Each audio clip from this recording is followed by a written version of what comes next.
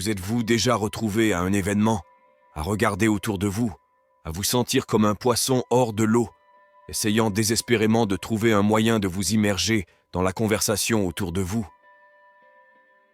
Ce sentiment d'être au seuil d'une interaction, avec des mots qui dansent sur le bout de la langue, mais qui ne trouvent pas le bon rythme pour entrer dans la danse. C'est le moment où la magie d'entamer une conversation devient un art. Et non, ce n'est pas le privilège des extravertis ou de ceux qui sont doués d'un... Maintenant, imaginez déverrouiller cet art, où chaque rencontre se transforme en une occasion de tisser une toile de connexion, chaque dialogue une chance de peindre avec des mots. Le secret ? Ce n'est pas dans les grands discours ou les mots farfelus, mais dans les petits gestes, dans les questions ouvertes qui invitent au partage, dans l'écoute attentive qui dit « Je suis là, avec toi ». Et si je vous disais que tout le monde a cette clé qui attend d'être utilisée pour ouvrir les portes à... L'importance de sourire. Un sourire n'est pas seulement une expression de joie. C'est un outil puissant pour la communication non verbale qui transcende les barrières linguistiques et culturelles. Lorsque nous sourions sincèrement, nous activons un ensemble spécifique de muscles faciaux qui non seulement expriment notre ouverture et notre réceptivité, mais ont également le pouvoir d'influencer positivement l'état émotionnel de la personne avec laquelle nous interagissons.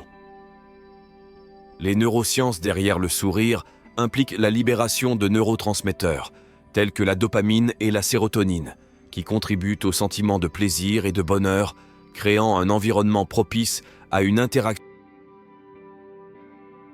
De plus, le sourire a un effet miroir, suscitant une réponse similaire chez la personne avec laquelle nous communiquons.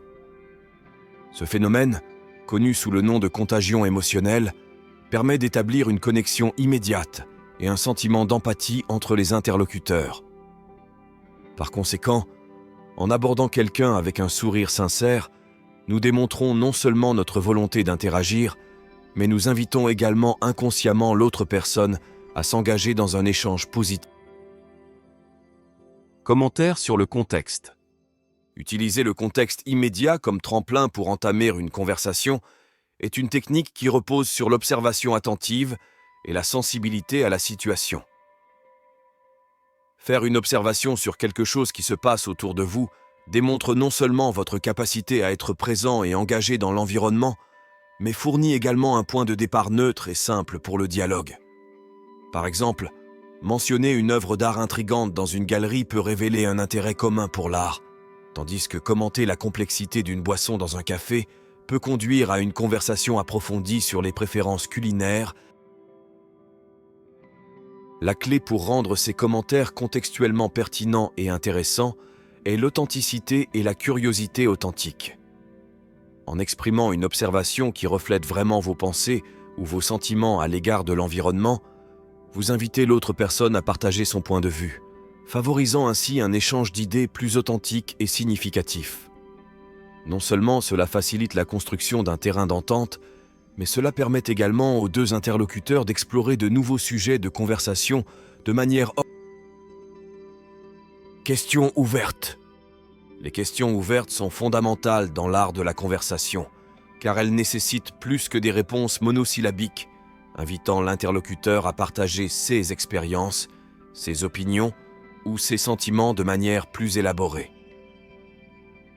Cette technique encourage un échange de dialogue plus riche et plus profond, vous permettant de découvrir des nuances et des détails sur l'autre personne qui pourraient autrement rester inexplorés avec des questions fermées. Par exemple, au lieu de demander « Avez-vous aimé le film ?», ce à quoi on peut répondre par un simple « oui » ou « non », demandez « Qu'avez-vous trouvé intéressant dans le film ?» encourage une... L'utilisation efficace des questions ouvertes reflète également un intérêt réel pour le point de vue de l'autre, établissant un espace sûr où les opinions peuvent être exprimées librement. Non seulement cela enrichit la conversation, mais cela renforce également le lien entre les interlocuteurs lorsqu'ils partagent des idées et des points de vue personnels. De plus, les réponses à ces questions peuvent fournir des indices précieux pour orienter la conversation, révélant des intérêts communs et des sujets. L'écoute active. L'écoute active est un élément crucial de l'établissement de dialogues constructifs. Cela implique bien plus que le traitement des mots prononcés. Il s'agit de s'engager pleinement avec l'interlocuteur, de faire preuve de compréhension par le biais d'une rétroaction non verbale, comme le contact visuel et les hochements de tête, et verbale, comme la paraphrase et la pose de questions pertinentes.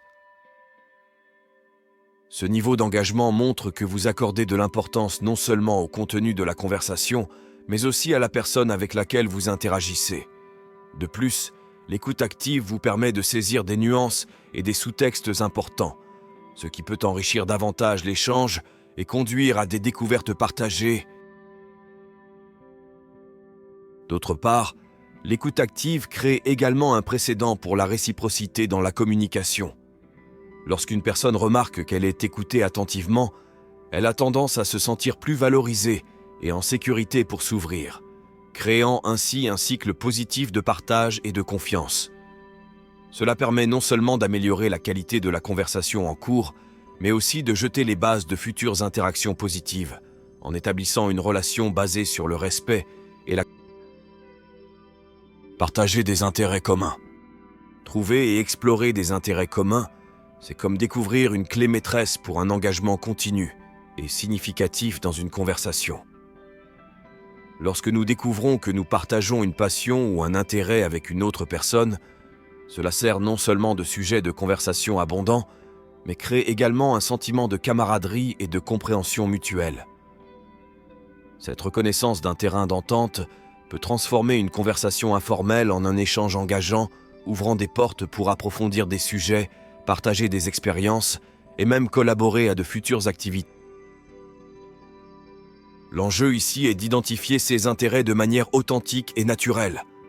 Cela peut se faire par l'écoute attentive et l'observation des signaux fournis par l'interlocuteur, que ce soit par son langage corporel, ses choix de vie, ou même les sujets qui semblent le passionner le plus au cours de la conversation.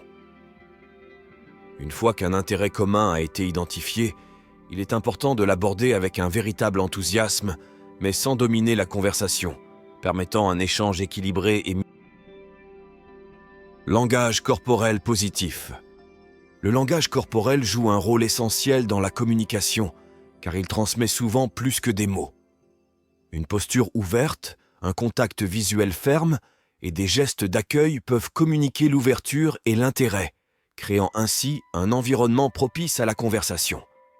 Par exemple, se pencher légèrement vers l'interlocuteur peut indiquer que vous êtes pleinement engagé et intéressé par ce qu'il a à dire, tandis que garder vos bras débloqués suggère une réceptivité et une...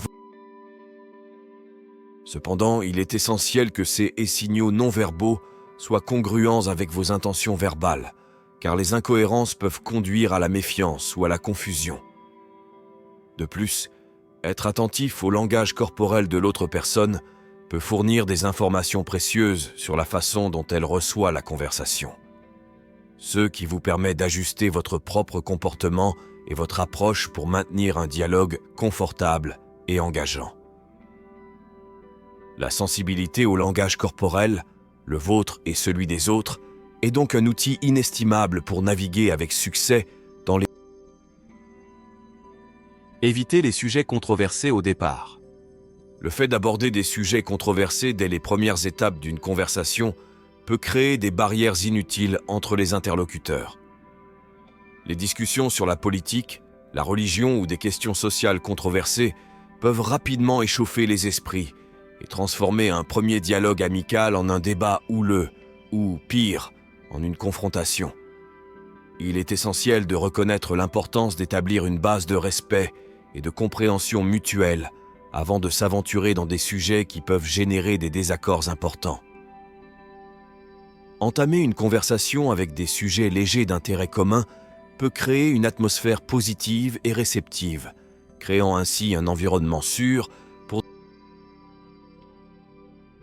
De plus, il est important d'être conscient des signaux non-verbaux de l'interlocuteur qui peuvent indiquer un malaise ou un désintérêt à poursuivre certains sujets. La sensibilité à ces signaux et la capacité de rediriger la conversation vers des sujets plus neutres et plus agréables sont des compétences cruciales pour que le dialogue reste fluide et agréable pour les deux parties. Non seulement cela préserve l'harmonie de l'interaction, mais cela renforce également les liens de communication, créant ainsi une base solide pour de futures conversations. Éloge sincère. Un compliment sincère peut constituer un excellent point de départ pour une conversation, à condition qu'il soit authentique et pertinent par rapport au contexte. Complimenter quelqu'un sur un aspect précis, qu'il s'agisse d'un choix vestimentaire, d'une opinion exprimée lors d'une réunion ou même d'un beau geste, peut ouvrir les portes à un échange plus personnel et significatif. Cependant, il est crucial que le compliment provienne d'un lieu d'admiration sincère et ne soit pas utilisé comme un simple gadget conversationnel. Les gens ont tendance à répondre positivement à l'authenticité et peuvent dire quand un compliment n'est pas sincère, ce qui peut avoir l'effet. En plus de choisir le bon moment, le contexte du compliment est tout aussi important. Les commentaires sur des caractéristiques personnelles inaltérables doivent être abordés avec prudence, tandis que les compliments liés à des choix, des réalisations ou des comportements personnels ont tendance à être mieux reçus. Non seulement cela augmente la probabilité d'entamer une conversation agréable, mais cela contribue également à construire une relation basée sur le respect mutuel et une. Utilisez l'humour à bon escient.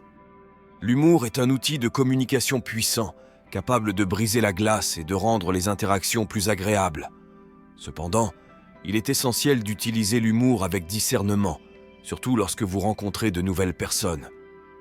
Ce qui peut être drôle pour une personne peut ne pas l'être pour une autre, et les blagues ou les commentaires qui touchent à des sujets sensibles ou personnels peuvent facilement causer de l'inconfort.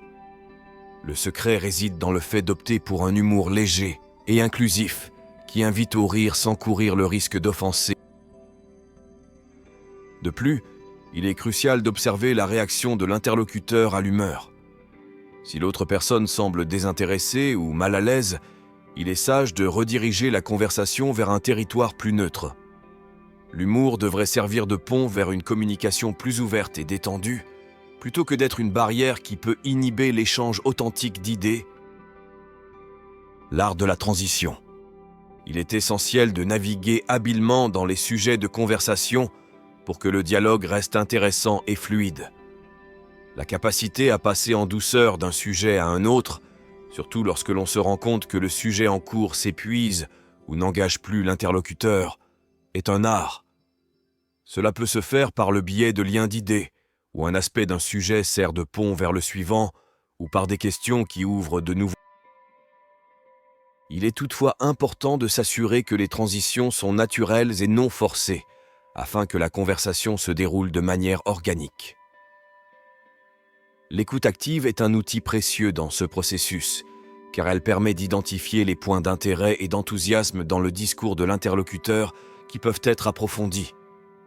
De plus, être capable d'introduire de nouveaux sujets pertinents pour vous et l'autre personne peut revitaliser une conversation qui perd de son élan tout en maintenant. Une telle compétence démontre non seulement votre polyvalence en tant que communicateur, mais aussi votre sensibilité au rythme et au contenu de l'interaction. Les transitions en douceur entre les sujets reflètent le soin apporté à ce que la conversation reste stimulante et respectueuse, ce qui permet aux deux participants de contribuer de manière significative. Cela constitue un terrain fertile pour des découvertes partagées et l'approfondissement des relations. Respecter les limites. Comprendre et respecter les limites personnelles est essentiel dans toute interaction sociale, en particulier lorsque vous entamez des conversations avec de nouvelles personnes. Il est crucial d'être à l'affût des indices verbaux et non verbaux qui peuvent indiquer le confort ou l'inconfort de l'interlocuteur avec certains sujets ou la proximité de l'interaction. Ignorer ces signaux peut entraîner des malentendus et une rupture de la communication, ce qui est particulièrement contre-productif lorsque l'objectif est d'établir. La capacité d'ajuster le cours de la conversation en fonction de la réceptivité de l'autre démontre non seulement de l'empathie, mais aussi du respect de l'autonomie et de l'espace personnel de l'interlocuteur. Il peut s'agir de changer de sujet lorsqu'un sujet semble causer de l'inconfort, ou même de reconnaître verbalement et d'ajuster l'interaction si nécessaire.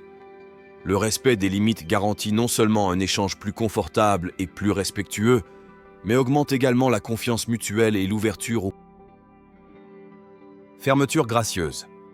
Savoir quand et comment mettre fin à une conversation est tout aussi important que d'en commencer une.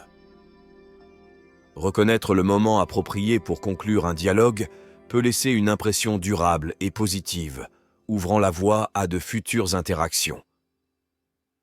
Clore gracieusement une conversation implique de reconnaître les contributions de l'interlocuteur, d'exprimer sa gratitude pour l'échange et, le cas échéant, de suggérer la possibilité de poursuivre la conversation. Un moyen efficace de mettre fin à une conversation est de résumer brièvement les points forts de l'interaction ou de mentionner spécifiquement quelque chose que vous avez trouvé particulièrement intéressant ou enrichissant. Non seulement cela valide l'expérience partagée, mais cela renforce également la valeur que vous accordez à l'opinion et à la compagnie de l'autre. De plus, le fait de laisser la conversation ouverte pour de futures interactions démontre votre intérêt continu à approfondir la relation, établissant ainsi une base solide pour... Vous êtes-vous déjà arrêté pour réfléchir au pouvoir d'une seule conversation? Comment quelques mots peuvent-ils ouvrir des portes, transformer des inconnus en amis ou même changer le cours de votre vie? L'art d'initier un dialogue est comme une danse délicate, où chaque pas, chaque mouvement, peut mener à une multitude de nouvelles voies et découvertes. Aujourd'hui, nous allons plonger dans les profondeurs de cette danse, en dévoilant les secrets qui rendent une conversation. Et si je vous disais que le prochain bonjour pourrait être le début de quelque chose d'extraordinaire? Que chaque personne qui croise votre chemin apporte avec elle un univers d'histoire qui n'attendent que l'occasion d'être partagées? En maîtrisant l'art d'initier des conversations, nous élargissons non seulement nos horizons, mais tissons également un réseau de connexions qui enrichit la tapisserie de notre expérience humaine. Alors, quel est le prochain bonjour qui transformera votre journée? Ou peut-être